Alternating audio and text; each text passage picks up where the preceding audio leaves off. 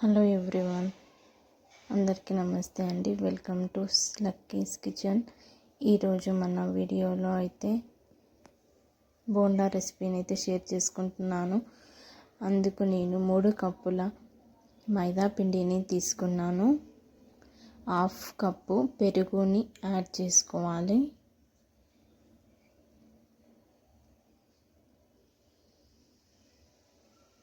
అందులో కొంచెం జీలకర్ర వేసుకోవాలి. అలాగే రుచికి సరిపడా సాల్ట్ వేసుకోవాలి. అలాగే వంట సోడాని కూడా యాడ్ చేసుకొని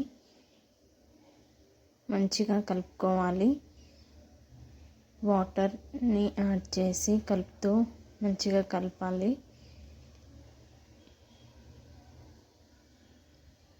అలా లూజ్గా కలపాలి. అలా మంచిగా కలుపుతూ ఉంటే పిండి అనేది సాఫ్ట్గా అవుతుంది, ఉండలుగా లేకుండా ఉంటుంది.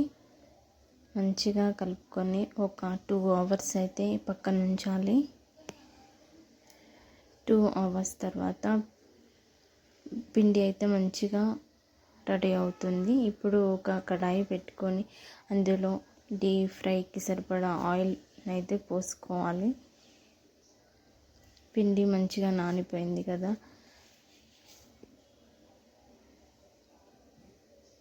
అలా ఒక 1 అవర్ 2-3 అవర్స్ నానబెట్టడం వల్ల బోండాలు అయితే మంచిగా వస్తాయి. ఇలా ఒక్కొక్కటిగా ఆయిల్లో అయితే వేసుకోవాలి.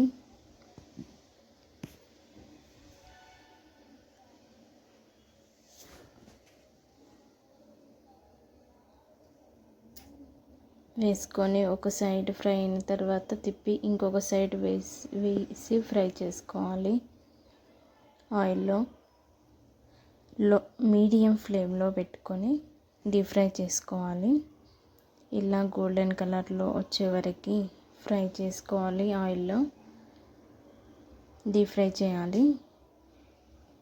ఇలాగే అన్నీ వేసుకోవాలి. అలా చేతిలో పిండి తీసుకొని ఇలా సైడ్ నుంచి అయితే వేసుకోవాలి. అప్పుడు మంచిగా రౌండ్గా వస్తాయి. ఇలా అన్నీ ఇలానే ఆయిల్లో డీప్ ఫ్రై అయితే చేసుకోవాలి, మంచి కలర్ వచ్చే వరకు.